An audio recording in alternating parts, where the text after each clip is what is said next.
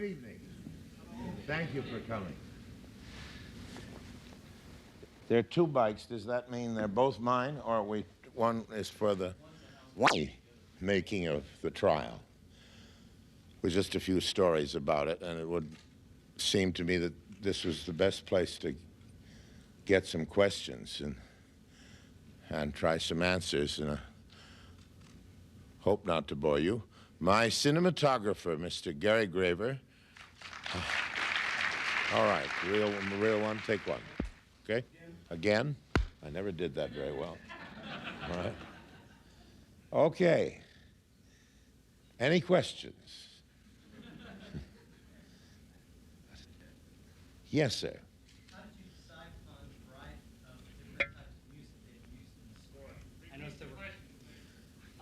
I noticed there were classical elements of the music in the score and also jazz, and I was wondering how you decided on the different elements and where each type of music would go in the film. Well, you know, that's there are two ways of answering that kind of question. One is pompously to pretend that I had a master plan, and the other is to admit that I put it in where I thought it would sound good, you know, which sounds like begging the question, but is the truth. The basis, of course, is the Gesualdo, which is the basic music of it, which became a hit as a result of that. Nobody had ever heard it. And there was one very limited record of it, and after that, in Europe, it was played all over like a hit tune. In fact, a lot more people heard that music than saw the movie anywhere. It's an extraordinary piece of music because it's got musical ideas in it that didn't turn up again for 200 years. And it's curiously romantic for Baroque music, and full of doom and beauty, and I liked it for the picture. I don't know if I would now. As you notice, I came in afterwards. I never like to see my movies because I like to remember them as being so much better than they really were. And that's true. Sir? What inspired you to make the trial? Well, that's a story. I take you to the mountains of Austria, where with my family I was enjoying the winter sports, hoping I would be able to pay the hotel bill at the end of it, and had just completed being interviewed by Oriana Fallaci, who had stated in the Italian press that I was undoubtedly the next American president.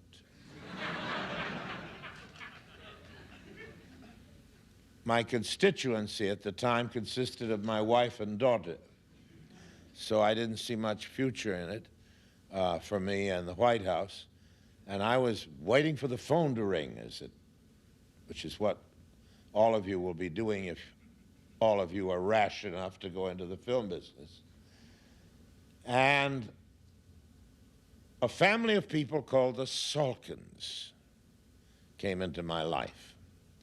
They are a dynasty of filmmakers.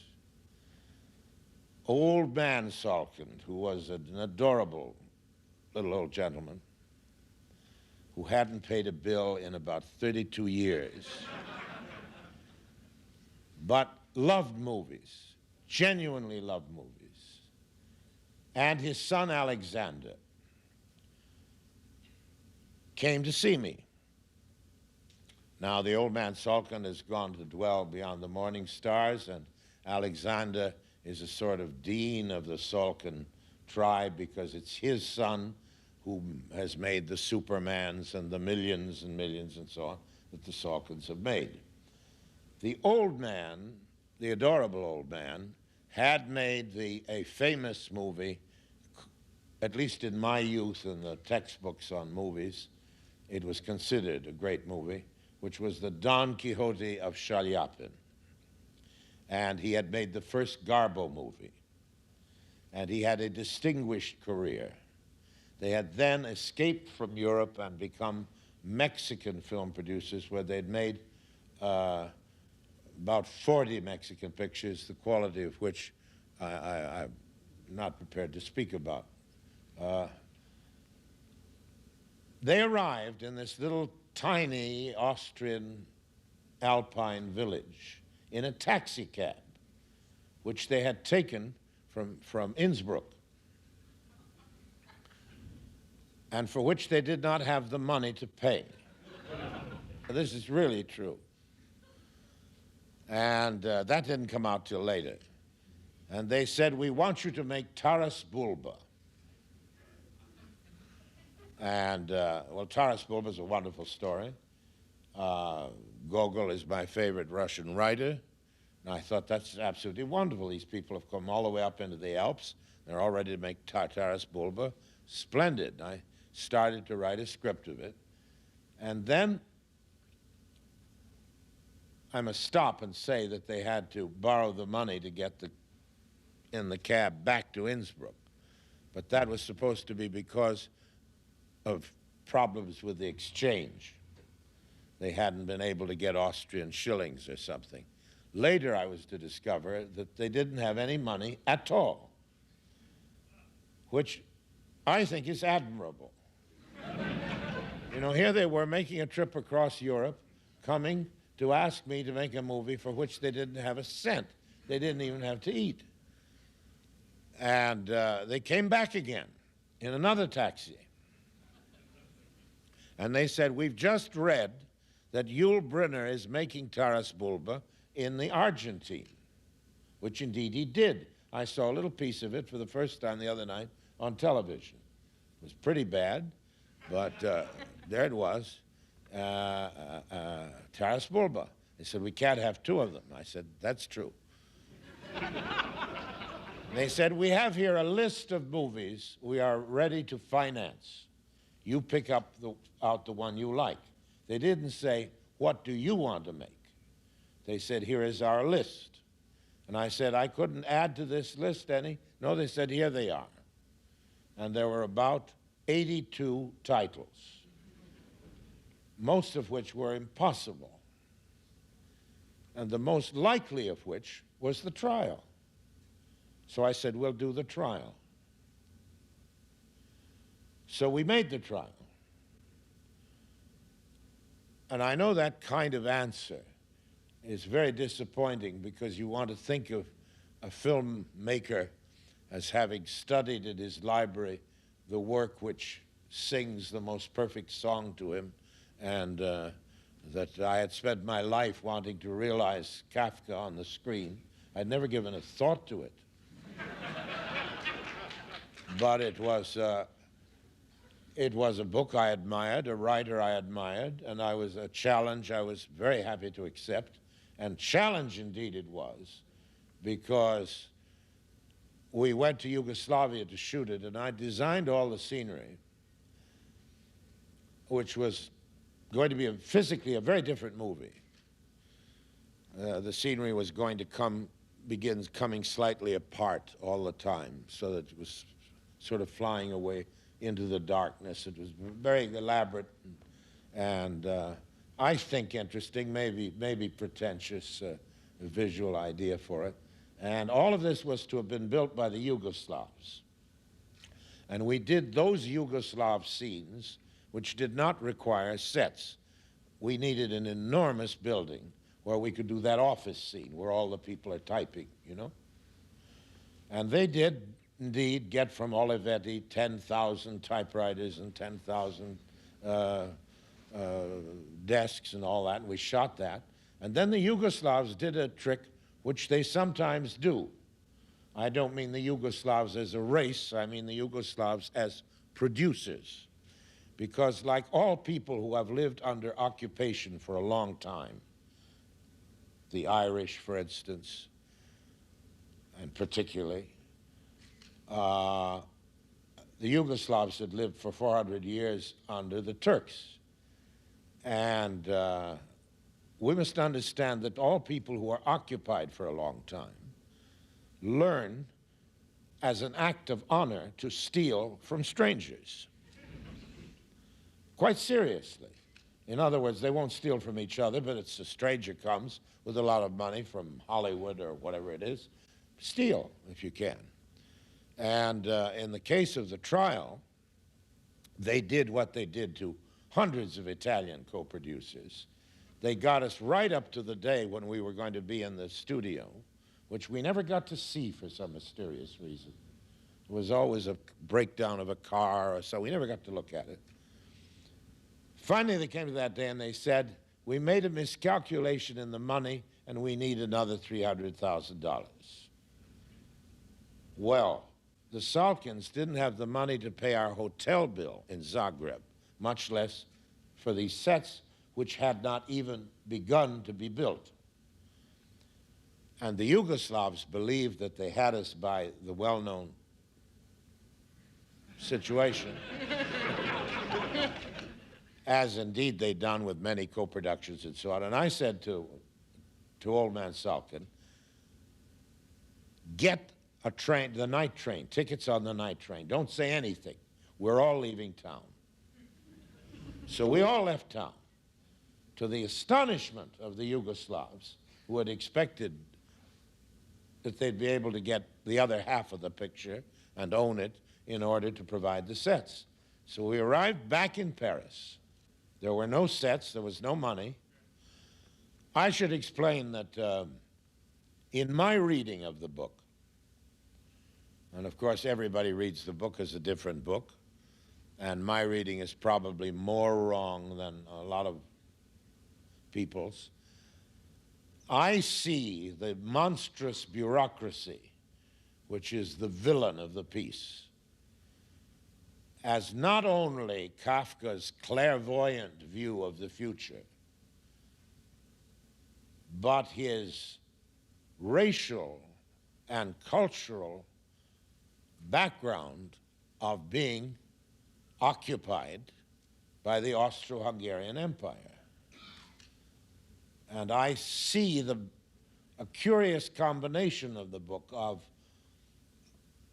an unthinkably sterile future combined with an unthinkably dusty accumulation of those traditions which bureaucrats set up in order to perpetuate their monstrous lives. If I sound like our president, I profoundly apologize. So I have made a parenthesis here about that style to explain how it was that we came to do it.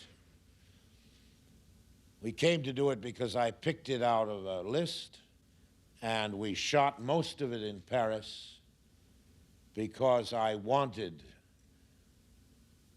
a 19th century look to a great deal of what would be, in fact, expressionistic. And in the first night in Paris, I was in a hotel near the Seine, and I am very, very, I hate to use the word superstitious because I take it more seriously. I'm awfully serious about the moon. I think Robert Graves was right when he said that the most blasphemous thing that has happened since Alexander cut the Gordian knot, was when we landed on the moon. And having let loose with a piece of eccentricity of that kind, you'll see who you're dealing with. A point there is that the only name on the moon is Nixon, and that they played golf. Anyway, we are in Paris, and I am looking out of the window at 3 in the morning, wondering how we can shoot, and I see 2 moons, 2 full moons. And I go out on the balcony of my hotel room, and I see that they are the 2 clocks on the Gare d'Orsay. I went downstairs, got in a cab, went to the Gare d'Orsay, which was empty. It only had 2 trains that came in a day. And I wandered around and I saw that that was where the picture could be made. So that is how it happened to be picked and why it happened to be made that way. I'll try and give you a fast answer to the next one. Yes, ma'am. This might give you a chance for a short answer. In this film, Joseph K. runs down that hallway with those alternating arched mirrors. And in Citizen Kane, that famous sequence in that archway where she appears in between. Oh, yes. And we Yes. get the mirrors in Lady from Shanghai and in Citizen Kane. I wonder if you would comment on on the frequency of multiple mirrors that you use in a number of your films, in which a man, usually a man, but a character in distress, sees himself over and over and over in these mirrors. Is it? I can give you an impressive answer, which will embarrass me. And I can also remind you that I'm a magician, and that people say that everything a magician does is done with mirrors, you know, which is a frivolous answer. And then I can try to give a serious answer, which is that the camera is a peculiar kind of mirror, and that turning the mirror on it seems to me a kind of a magical thing to do. I can't tell you why. Way in the back. I was wondering whether you thought there was enough sympathy for the main character in this film. Were you satisfied? I didn't hear that. Enough difference between? Do you think that there was enough sympathy for the main character in this film? Were you satisfied?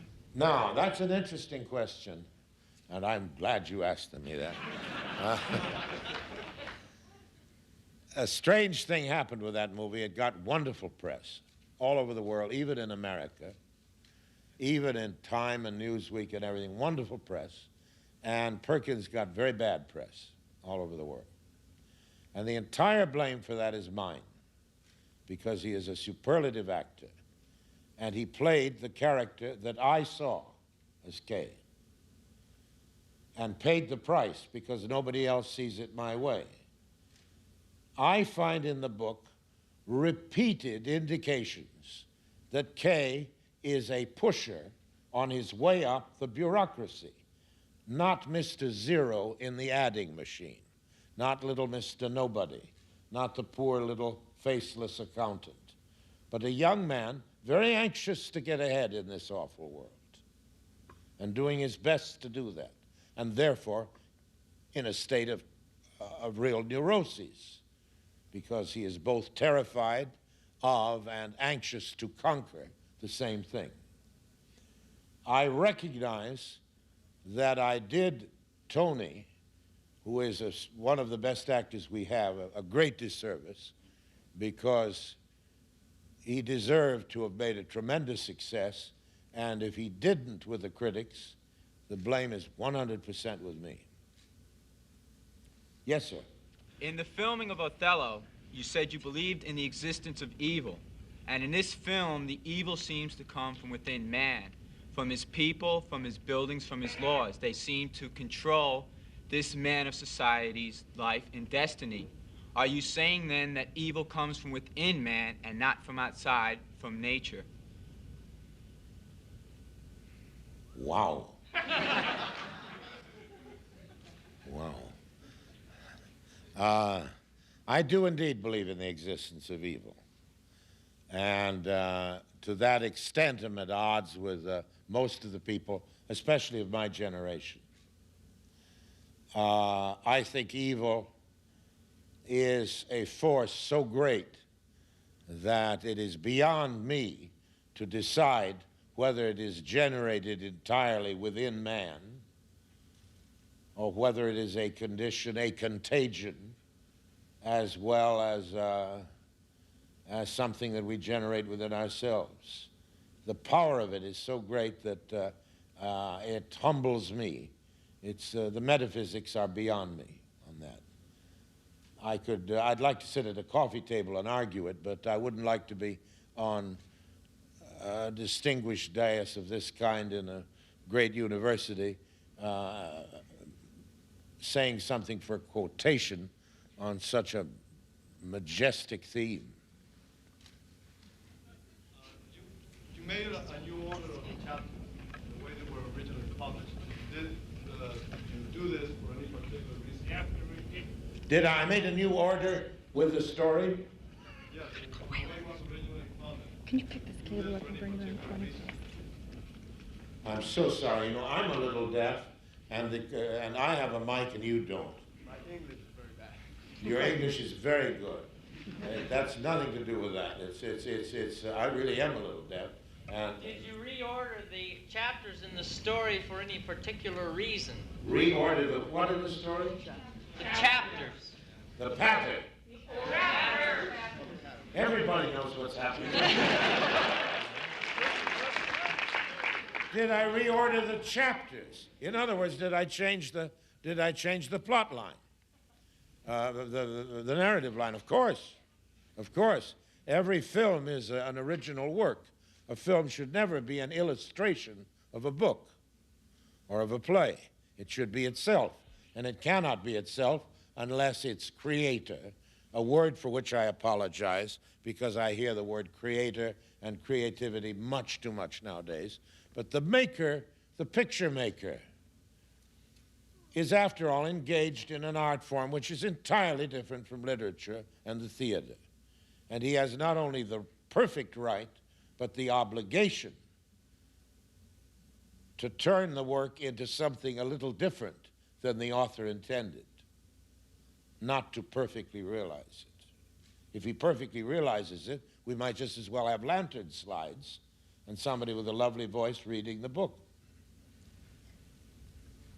One of the things that I find most interesting about the film is, again, your use of architecture and how all the buildings seem to be connected, except, I guess, for Kay's apartment. He seems to go through hallways and get to the different rooms, even though the architecture is quite different. And I'm wondering if you could comment more on this. It's part of the... I say in the picture that it's a dream, that I made a picture like a dream. I attempted to make a picture which is like some of the dreams I have had. I think it's pompous and silly to say what a dream is like because we're all dreamers and we all dream different ways. And I move from one kind of architecture to another in my dreams without any difficulty whatsoever. And it's a little harder to do with a camera and make you believe you're in the same movie. But that comes from years of hanky-panky and sidearm snookery. Do you think Kafka intended it as a dream? No. No, I don't. But I had to say something to a mass audience. I had to find a way to make this accessible to an audience of many millions of people. And the way to do that was to say it's a dream. So I slightly evaded both questions. One of the changes you made in the story was at the very end when Joseph K. is killed. He's killed in a very alarmingly different way than in the book. And I was really curious as to why you changed both the way he was killed and the way he was acting when he died. Because the book was written before the Holocaust.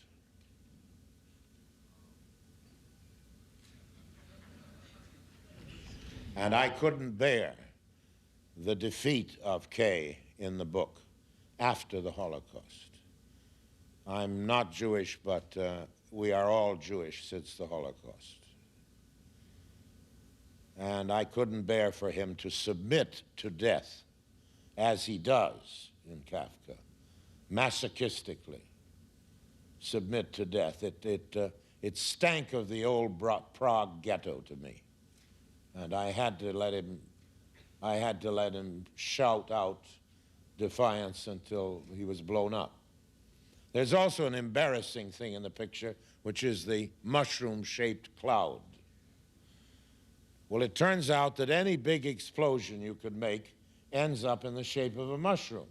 So we spent an afternoon trying to get a cloud that wouldn't end up looking like a mushroom, because I hate symbolism. But there it was. So I said, all right, there's going to be symbolism whether we like it or not, you know. Yes, sir.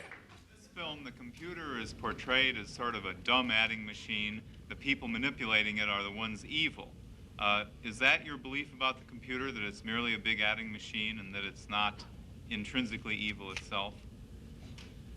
Well, the question is interesting because there's an enormous scene in the picture which was cut out by me 2 hours before the opening night in Paris, which was a scene about the computer, which would have more fully explained my attitude at that time about computers. My attitude has changed slightly, but only slightly since then. And I believe that what that scene did, which had played almost 9 minutes, and as I say, I cut it out in the afternoon of the opening.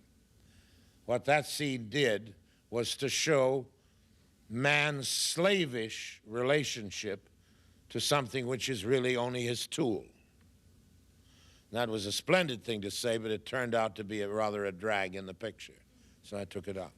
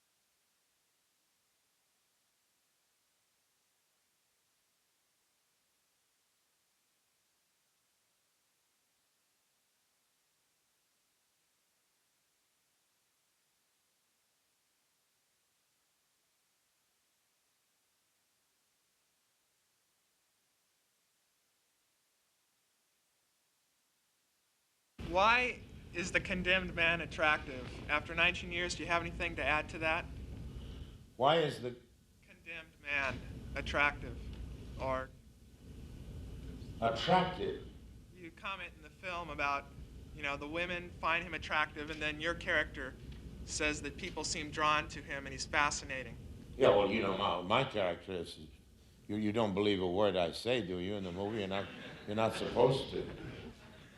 That's a real masochistic, that's the Kafka the masochist at his most narcissistic, Look at my beautiful blood, as it streams down.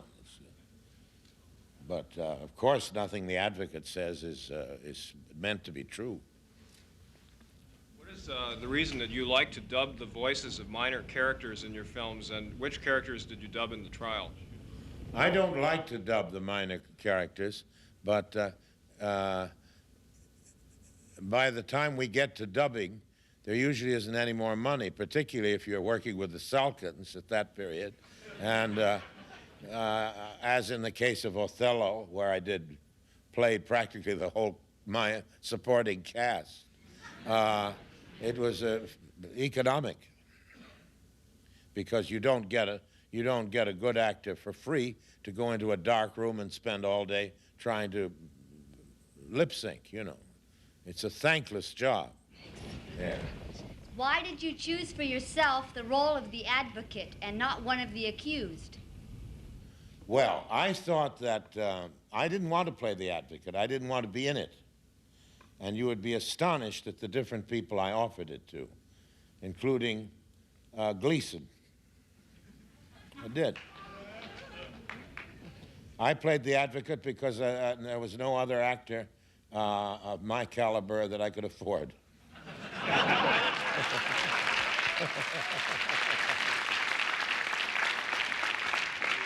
But I enjoyed doing it. Once I saw Romy in that white nurse's uniform, I enjoyed every minute of it. Yes. How did you cast the actors in the trial? How did you cast the actors in the trial? How did I cast the actors in the trial?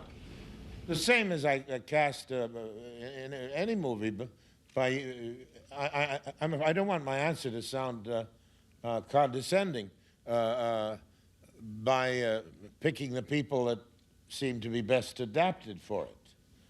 In the case of the trial, of course, I had a co-production. And a co-production means that you have different nations involved. So I had to have some Germans and some French and some English. And therefore, there are some German actors who might not have been German otherwise, but I think all the Germans are very good in it. I had to get Tamaroff in, who was an American, so we had to have plenty of French actors. So I had a very good actor, Maurice Tenac, who played the manager. So I was very happy to have him. I was limited by the nationalities, but that's not such a terrible limitation.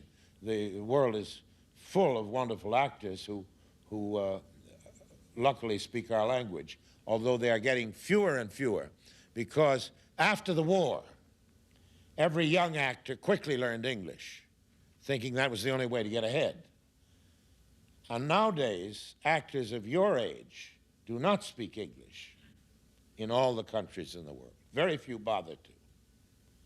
And you're left with those same old faces because pictures have ceased to be international. Think how few international pictures play here, or in London, or in Berlin. I'm not speaking of festivals. I mean in theaters. So when everybody thought they're going to make English-speaking pictures forever, everybody learned English. So it was much easier 20 years ago to cast across the European continent as well as you could and not be disappointed with the result. I miscast, of course. Every director does that. Every director makes terrible mistakes, and there's nothing you can do about it. But I don't remember that, except for my controversial reading of Kay, that there's anything that could possibly be called bad casting in it. But I don't know. Would somebody say if they think somebody else was badly cast? Be interesting to hear. It won't hurt my feelings a bit. I think Kay was very well cast. You do? Yes. Hooray for you. God. How much obligation do you feel to a mass audience? How much obligation do I feel? How much must you modify your vision so that people will... There's a missing word here on between what I feel and to a mass audience. Obligation?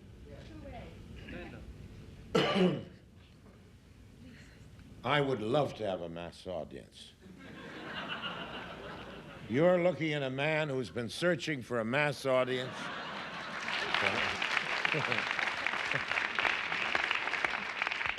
And if I hadn't had one, I'd be obliged. That's all I can say.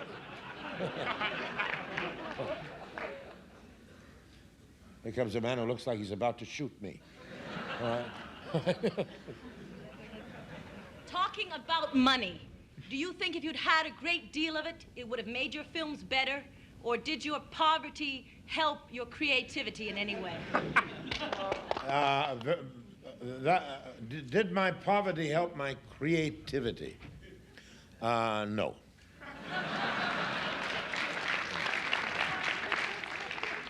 No. I think, however, that it is possible to spoil a young director by giving him too much money so that he does not learn one of the main arts of directing, which is the ability to walk away from something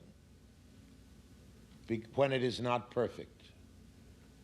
No fine movie was ever made by a director who wants everything to be perfect.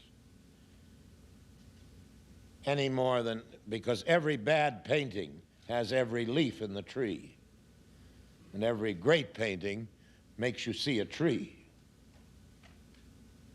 And there are great lessons to be learned by not using money, by not using the studio largesse unquestioningly. But there is no advantage in having to reach in your pocket and pay Madeleine Robinson her salary at the end of every week, otherwise she'd leave the picture, which is what happened in the trial. A number of your films, obviously this one, but a number of other ones, generate a sort of a palpable feel of oppression. Are you as pessimistic as that seems to indicate, or is that just what you like to do? Am I as what? As pessimistic as would seem to be indicated by the feeling of oppression in the trial and the sort of visual oppression that comes over in a number of your other pictures? Yes. I am a profound pessimist with a sentimental inclination to hope that Pangloss was right and that I'm wrong. I have a sentimental inclination toward hope.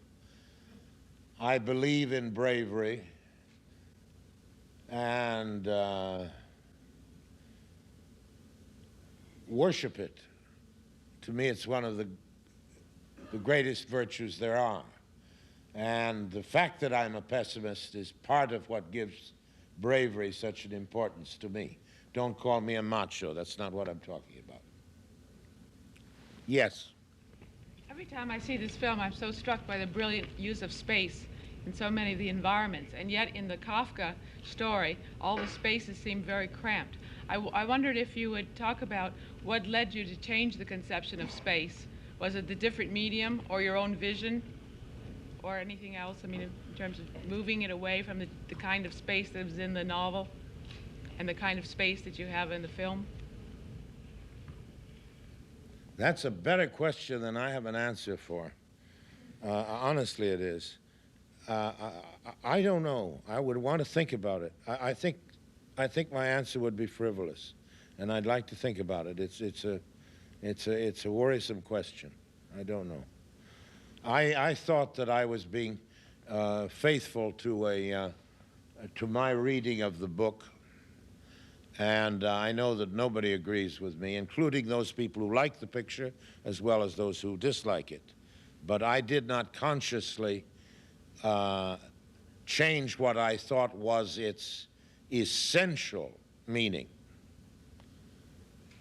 But that's as far as I can go, as big a boast as I dare to make. Yes? What do you see as the role of seduction in bureaucracy? There seem to be lots of sexual symbols, sexuality is almost the antagonist, along with the bureaucratic oppression. But that's Kafka. That really is Kafka. It's part of the fascination of the book. Is that insistent and almost onanistic eroticism. I find that in the book. It's not an obsession or a specialty of mine.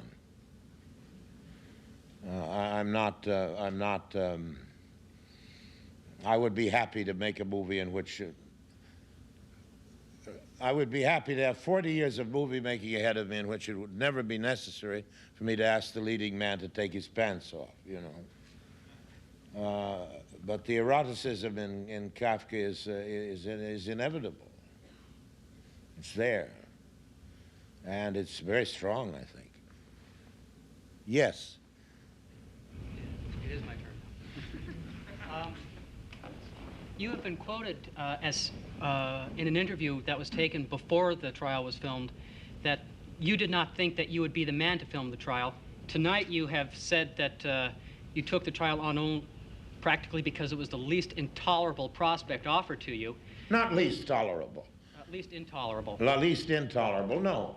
I didn't find, no. If I said that, I was making a bad joke, and I've expressed myself badly. Best of the 80, or the most likely, you said, of the 80 that you were offered. It was the title I liked. Anyways, I would say that the main character is somewhat less passive than the characters I've read in Kafka. Taking all that together, do you think that your world vision is close to Kafka's? And do you think that's something to take into consideration for you to make a movie out of his work? You know, I didn't follow that. Help me out. Oh, I'm sorry. Let me... What? It's... My world vision close to Kafka? Of course not. Not at all. He was a creature born entirely of the Austro-Hungarian Empire, of his own people, his own religion, between the two world wars. There's every possible difference between us. We could not possibly have the same vision. Even if our genes were the same, there's no way we could see the world the same at this different moment in the turning of the globe. And therefore, you will say I shouldn't have made the picture, and there's no answer to that either. Yes, sir. Could you tell us about your cinematographer in planning the look of this film? My work as a cinematographer. Your work with the cinematographer in planning the look of this film. I never sit down and plan with a cinematographer. No storyboards? No. I had storyboards in Kane only because I was made to. Right. Did you go to the set each day not knowing what you were going to, where you were going to plop the camera down, or in rehearsal? I do. I believe I'm the only director that I know of who does this particular thing, which is probably the worst way to go about it. I didn't begin this way, but I have developed this way. I light a set before I decide where anybody will go with the cameraman. And then when the set looks right to me, I put the actors where I think they ought to be. I don't put the actors and then light the set. It's the exact opposite. Because the set is all we have besides the actors, and it ought to have a chance. And the only way to give it a chance is to begin with it.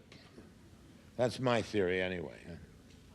How much did the trial cost to make? How much did the trial? Well, that will never be known. It cost me about $80,000. I never made any money. It cost me about $80,000. In fact, it's cost me a lot more money to be a film director than I've ever made. That's literally true. So let that be an encouragement to you all. In the program notes, it mentions that the film was not as great a critical success in Britain and in America as it was on the continent, in Europe. That's wrong. We got wonderful reviews, except for the character of Kay. Then my question's tossed out. No. Well, what I was going to comment on was that while I was watching the film, I had a feeling of what I would consider something that comes from American traditions of law and British traditions of law, of this can't happen. European. This can't happen. and that I thought that maybe that was a very American thing and a very British It thing, may account. and not a European thing. Yes, well, it is a very European film. It was made by me really as a European director. It was not, it was made with a essentially European cast. There was no attempt to stick into it things which would make it seem as though it's also America, because I don't think there's anything in Kafka which will support that. To me, he is Mittel Europe, Mittel Europe, Mittel Europe, and no escape from it. It's part of his prison. It's part of his enchantment. You will use the same actor today, or what actor you will choose today to make the trial? To make Kay? Yeah. If I were going to do it again? Right. You mean given the difference of age? I think Pacino. But then I think Pacino in almost anything I can think of. Such a fan of his. But I think he'd be marvelous, yes. But that's accounting for the difference of age. Of course, Tony's too old now. We're not running him down. We've got somebody there, the easiest one to reach. Isn't it unfair?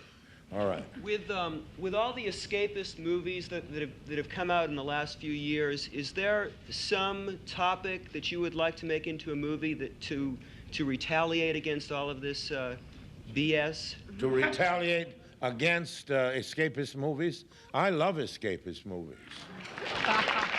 I love them. I see no obligation on the part of a filmmaker to be serious, or even to be adult. I think it's very nice to make movies for children, and to make movies for the child, which is in every grown person.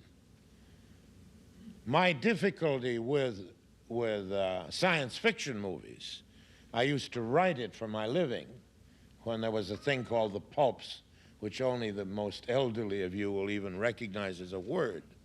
But I was a pulp writer, and I used to write Lobster Men from Mars and all that. And I have a certain notoriety in the science fiction field. But it's never been anything I like very much, because I don't believe in the future. That doesn't mean I think everything's going to end at this moment, but I think the future is a total hypothesis. I believe in the present insofar as we can grab it, and the past. And anything about the future, I don't believe. All they've got to do is put on one of those bike helmets, you know, and silver things, and start off into the world of optical printing, and I'm up the aisle, you see?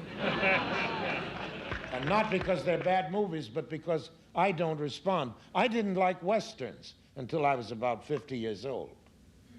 And I began to see them rerun on television. I never went to them as a child. And now I adore them.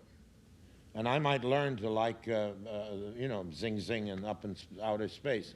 But for the moment, it doesn't say anything to me. But I'm in favor of them. I think it's fine. I don't think that as long as they are not violent for the sake of violence, or in any way fascistic in their tone, as long as they partake of a myth or of the mythic quality which a film can call upon, I think it's a marvelous exercise in virtuosity, and I immensely admire the people who make them.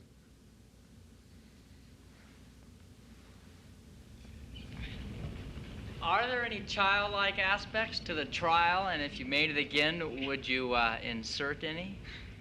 Do you think so? I have a great difficulty finding them.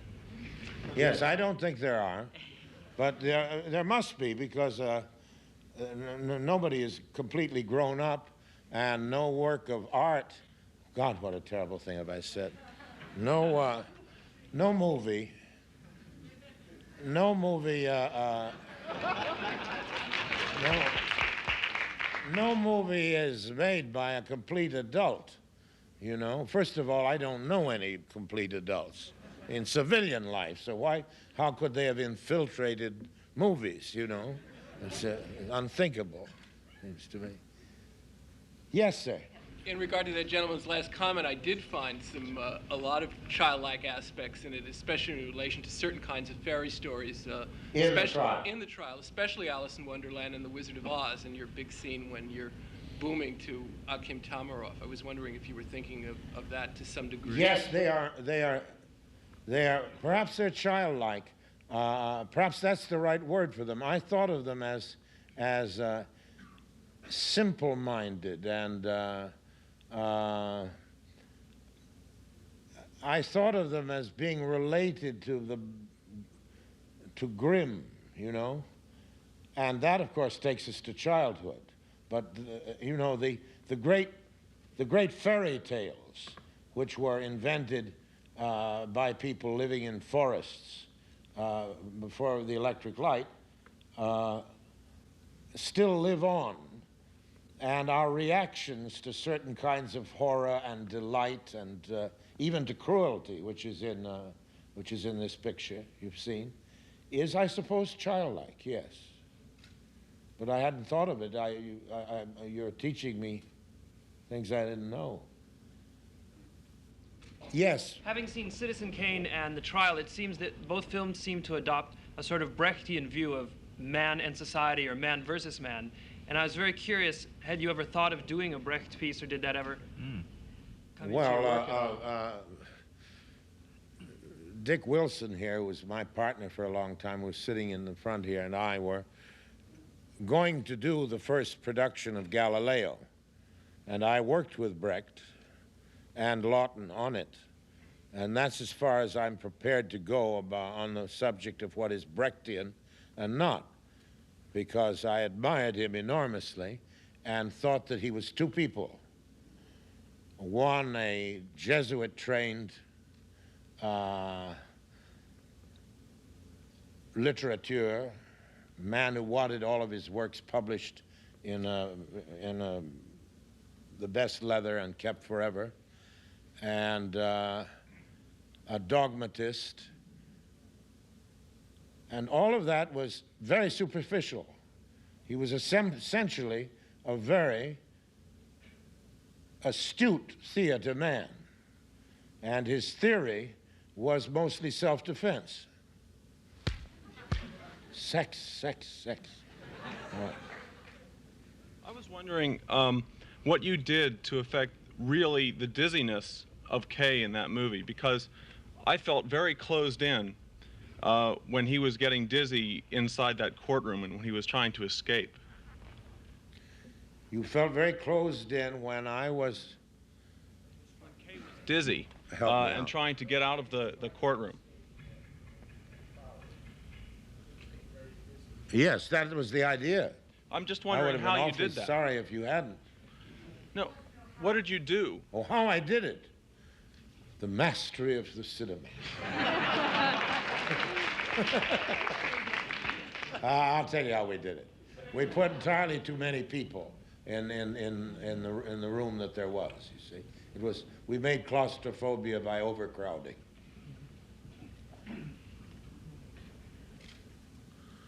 Could you tell us a little bit more about the ending, how you arrived at it? You told us a little bit why, but how did you come upon the ending as you did? I don't know how I came upon it. I wanted Kay to make a final gesture, even if it was fruitless. You know, if we want to pin a label on it, it's existentialist. I couldn't bear for him to have his throat split like a pig, and he throws the grenade back, which is a way of saying no. And it seemed to me that putting a man in a hole with a bomb and letting him try to throw the bomb out expressed that as well as I could think. It was as simple a way of stating it as I could think of. And I haven't since then tried to think of a better one. Maybe I would have, but having done it, yes. I have a question about your coverage of scenes. You've been noted for many rather exceptional long takes, such as the boarding house sequence in Kane or the first sequence in the room in this film. Do you customarily cover everything in a master shot? I cover nothing. Okay. Cover nothing. Never cover. So, you mean when we see on the screen a long take, does that mean that that's all you've shot? That's all there is. Okay. That pretty much. I was taught that by Jack Ford. Because when Ford finished a movie, he never cut it. You know, he had nothing to do with the editing. He never went into the moviola. He never saw a rough cut. He usually went on a big drunk. And the way he had of protecting himself was to give them nothing to go to. So if he wanted the girl to say, "Yes, Duke," that was all she got to say. She didn't get to listen to all the rest of the scene or say the dialogue that he expected her not to say. That's all he shot. And he told me to do it, and I followed his instructions. Yeah, with respect to the opening long take, how did you determine exactly when you chose to cut away from it? When to cut away? It's midway through the scene where you begin to break it up into individual shots. What determined the change in the handling of the scene? I can't remember. All I have is a dumb answer. I really can't remember. Because I believe it occurs right in the middle of a section. There's no special reason why the long take necessarily ends at that point. Maybe there's a mistake there of some kind. I don't know.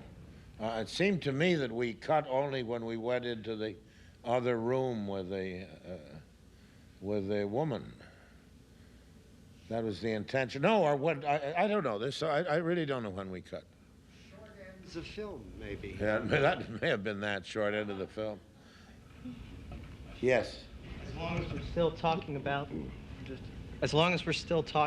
the long takes, I was wondering if that tendency in the films is more out of your roots in the theater and presenting something in real time, or was it more for an expressionist reason? No, a long take for me depends on two things. A very good technical crew, and there are less of them every day in the world, all over the world, because of television. And very good actors. The longest I've done, very long, I did the first real length takes that were ever made. And they ended up not that because they cut into them in Ambersons, but they were real length. And in Macbeth, they are real length, full reel in length. I believe that it is an enormous help to a cast, if they're good enough, to play the rhythm of an entire sequence rather than leaving it to the director entirely. Because the director has, I always suspect, a little bit too much power in movie making. I think the actor is, in film studies, the actor is underrated. The story and the director gets a little more credit than is deserved. Because actors keep showing us things we never suspected. Any good director is constantly astonished by something that his cast is giving him, you know? Yes? Maybe I'm an incurable optimist, but I got a lot of hope out of the picture, partly out of the character's integrity and that he was kind of a hero in his integrity and things, and he wouldn't stand for things. Did you mean for a lot of hope to come out of that? I am the kind of optimist that believes in integrity and in all these virtues which illuminate Western civilization and which are only, I hope, temporarily out of fashion. I don't believe that the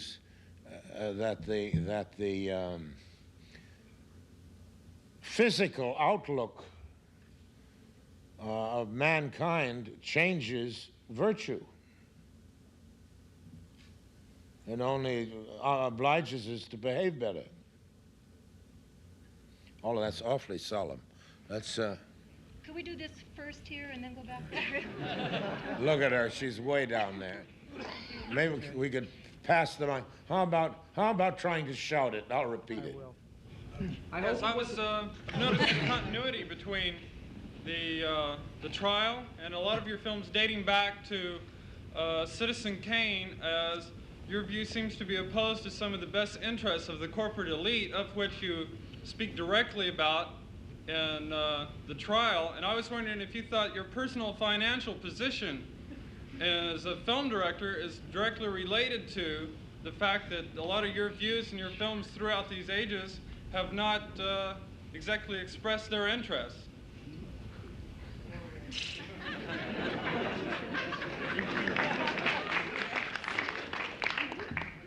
Would anybody like to answer that question? Well, my personal opinion. Good. Stand up. Let's hear it. My personal opinion is that it's true, and that from what I've read from your career, although I wasn't alive at the time you first were making films, that you've had a tremendous problem with the press and corporate bureaucracy dating back, since the earliest portions of your career, and that this is continuing today, and that's one of the reasons why you've been unable to finish some of your more recent projects. Well, there are only two main projects which are unfinished.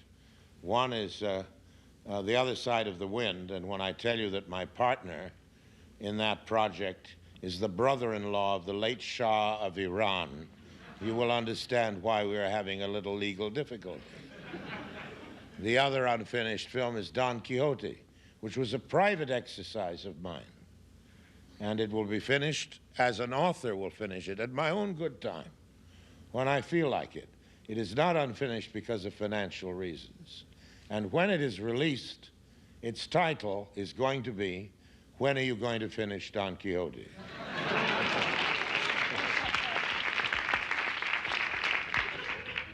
I appreciate so very much your use of depth of field, especially in this film. My question is, why do you think that it's being dropped in filmmaking today?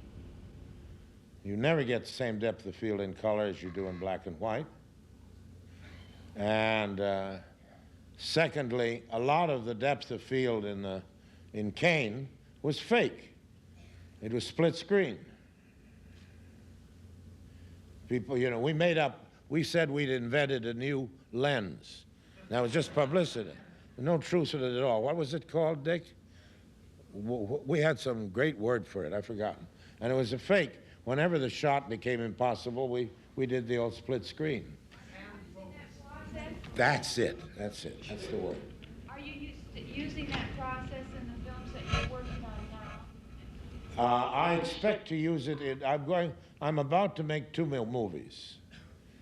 And one will have no depth of field whatever, and because it's a very romantic story, and depth of field is the enemy of romance. It is. And the other is a modern story about an American political candidate, and it'll have as much depth of field as we can get.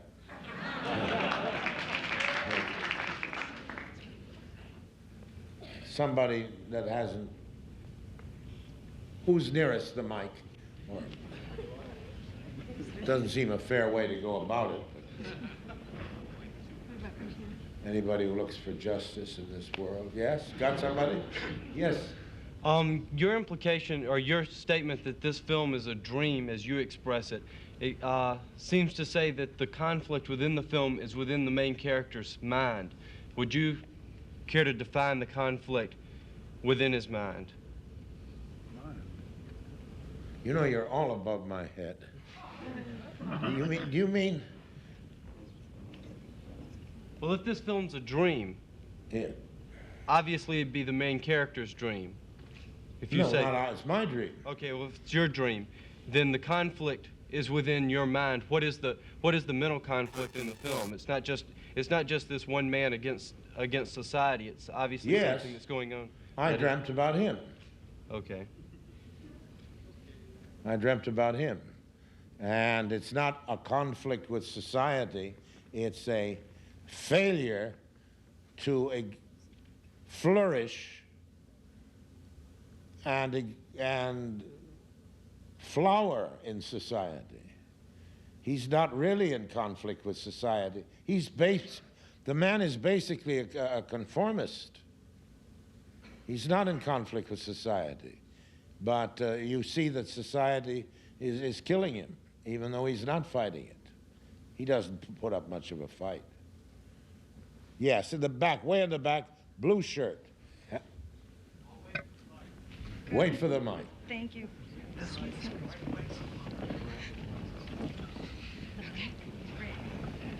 He fights for as each issue comes along, but you don't see a man in a real aggressive position against society. Yeah. On that response, I'm wondering then, if you say that he's not really in conflict with his society, whether that makes him, if you say that he's not in conflict with the society. Society is in conflict with him. Okay, would that make him an autobiographical character for you? No, I don't regard society as in conflict with me at all. At least in terms of your filmmaking career? No. I mean, anybody who goes into films has to be a little crazy and has to be ready for every kind of disappointment and defeat, and must be grateful for any kind of evening such as this that he can get out of it.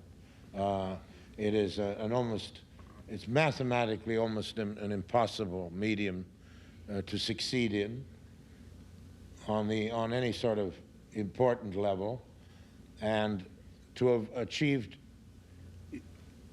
enough interest for you have come into this room is the answer to conflict with society. I'm in no conflict with society. I'm in conflict with the Reagan administration.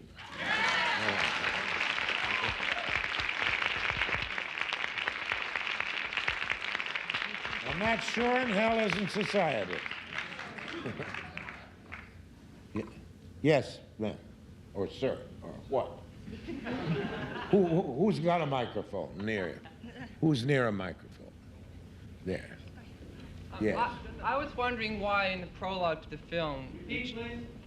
I was wondering why in the prologue to the film you chose to use the pin screen technique when there really wasn't that much actual animation, instead of just using charcoal paintings or something. Oh, this is the attempt.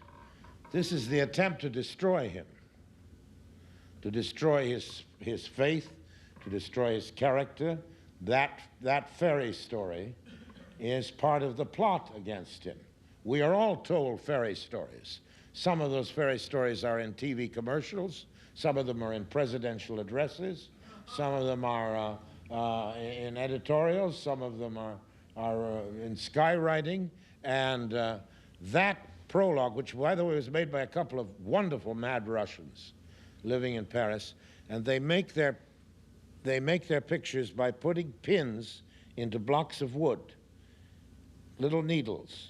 And the needles are at different degrees of depth, so that when a light falls on it, you get the light and shadow from the pins or the needles. That's what those extraordinary pictures come from.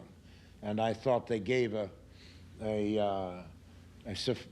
in other words, that was the marriage to the Brothers Grimm.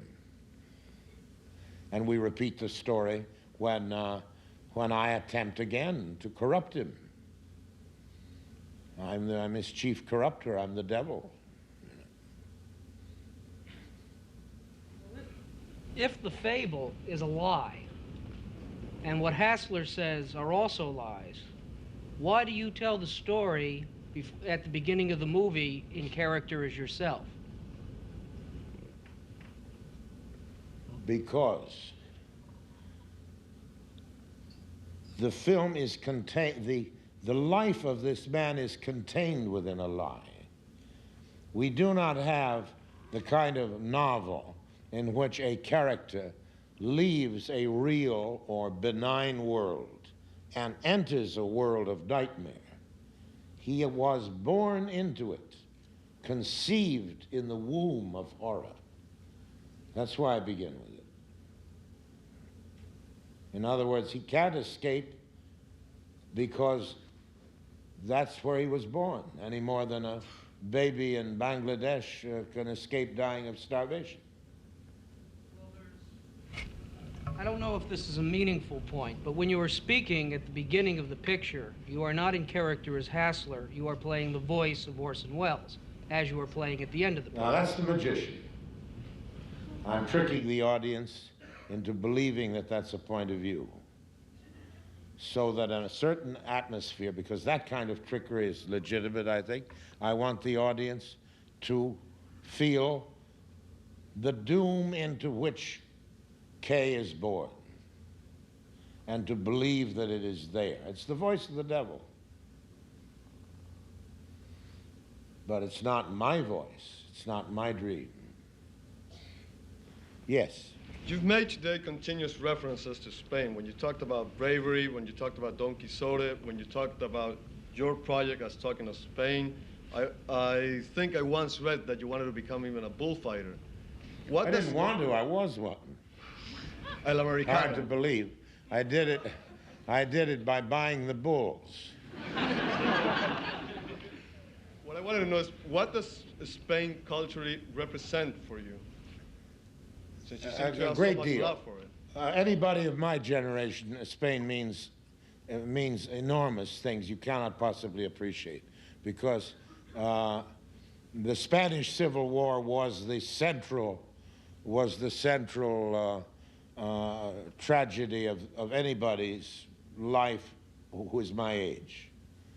And it's hard to explain to anybody who's younger, but there it is. And it's part of the subject of the political movie, contemporary political movie I want to make, which is called The Big Brass Ring.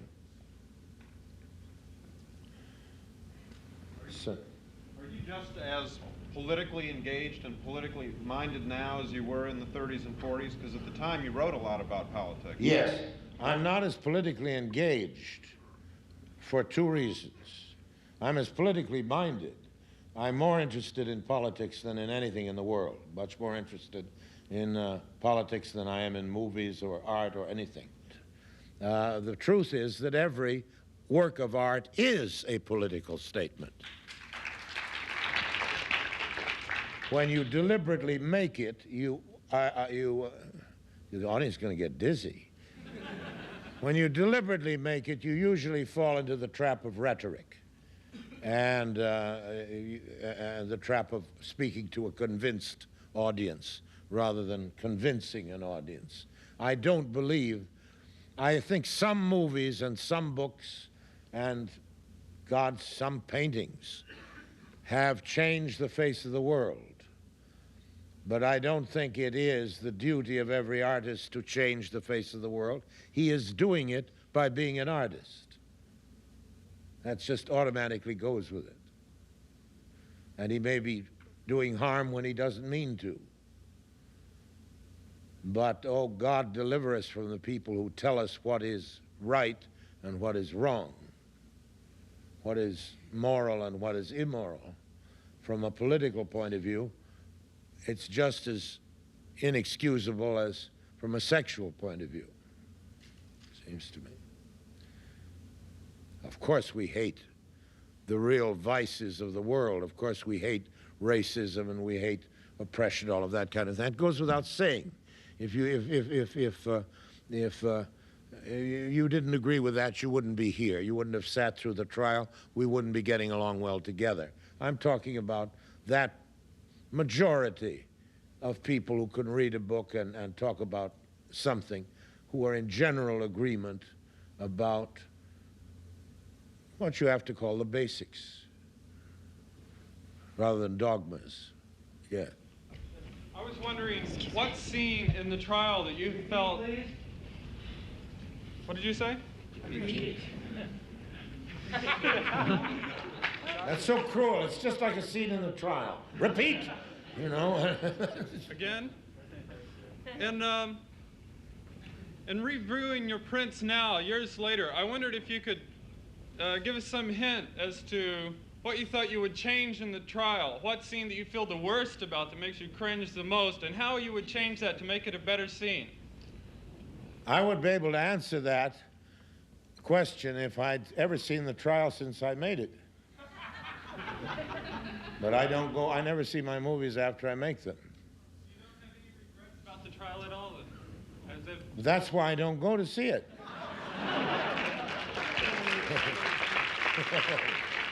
The one long regret, you know, there it is in a can, forever. I can't see where our microphone is, so I don't know who has the best fighting chance. Over there. Right here. Yeah, I remember your eulogy to Jean Renoir a couple of years ago in the Los Angeles Times, and I was wondering if you'd share with us your feelings on the passing of Abel Gance a couple of days ago. I'm so sorry. I don't have the wish.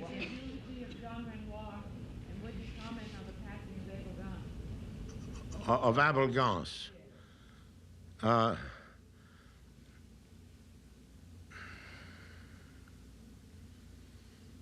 It's a very painful question for me, because I have enormous respect for his inventiveness and his originality, but he is not in my top list of directors, and the fact that he died does not change that. Sorry. I made his last picture with him, and that my opinion is not from that picture. It's based on Napoleon. He was a man obsessed. He had a magnificent obsession. He had an enormous visual sense. He contributed incredibly to our vocabulary in the cinema, but I'm much more interested in movies about people. And I don't think he made one. Napoleon is a big subject, and it can be dealt with a cast of 20 people.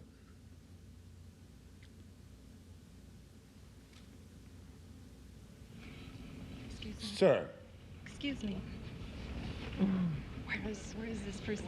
Oh, Cast a pall over the meeting, I know. I thought there was someone up here. An actor friend of mine once told me that he thought one of the great moments in film was in The Third Man, when the light falls on you and you're revealed looking at... Oh, it is one of the great moments. But remember, I didn't direct it. Carol Reed directed it. And do you know that we had that set built on another stage, and every afternoon for 5 days, at the end of the day's shooting, we went and shot it again until Carol had it exactly the way he wanted it, because he knew it was the key moment of the movie. My question to you is, when you are casting, what do you look for in actors? What do you also expect actors to bring on the set? I think that, you see, what do I look for in actors? And I think acting is like sculpture, not modeling, the kind where you carve it out of marble. I think that a performance, when it deserves to be considered great or important, is always entirely made up of the actor himself, and entirely achieved by what he has left in the dressing room before he came out in front of the camera. In other words, it's what you take away from yourself to reveal the truth of what you're doing that makes a performance. And if an actor doesn't have an ability to do that, I use him only if he has a good face for a few lines. I think I can tell those actors from others. I've made disastrous mistakes.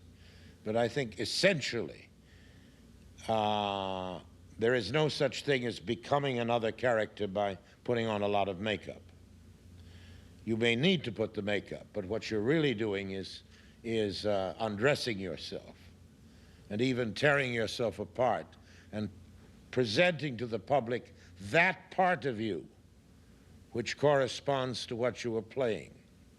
And there is a villain in each of us, a murderer in each of us, a fascist in each of us, a saint in each of us. And the actor is the man or woman who can eliminate from himself those things which will interfere with that truth. So I look for those kind of people, and I look for the right face, because after all, the camera makes pictures, and it likes people and dislikes people. You have to try to guess which ones it will like and which it won't. Yes, sir. Did you have any particular reason for updating the trial into the 1960s? When you made the movie, you made it as a present from the time that you made it. It was a present. I tried to do a rather tricky thing. I tried to make a picture which really existed in its own time, but which didn't abuse the eye of the audience, and not abuse, alienate the audience by becoming a costume picture. But I made it as though it were happening in its time, and the people were accidentally dressed in our own time. That was the intention. Whether it was successful or not is for you to tell me. Sir. In working on a project like The Trial and some of your other films where you have written and directed, does Orson Welles, the director, ever get in the way of Orson Welles, the writer, or how closely does one follow the other? I think of it as a happy marriage. No, seriously, no, I don't think so. I rewrite when I have an original script, and in Shakespeare somebody didn't write it. I am rewriting all the time on the set, and the director never gives me any trouble at all. And I think, because I feel a sense of obligation to the script, which is rather more acute because it's my own. Do you find one more difficult than the other to do, writing or directing? Well, everybody finds writing the hardest thing in the world to do. You know, Hemingway used to describe to me how marvelous it was to have spent a morning when it was all true, and it was all coming right, and it was like the greatest lovemaking in the world. It was like a true moment in the arena and all of this. And about a week later, we were forced by our wives to go to the ballet. And I shared with Ernest, and I was his friend so long ago that I called him Ernest. He wasn't even Papa when I first knew him. I shared with him an intense dislike of the ballet. I only like great ballet dancers at great moments. The rest of the time, nod, you see. And we were sitting there, and I felt him moving around like this, you know. And he suddenly said to me, "Christ, I'd rather be writing."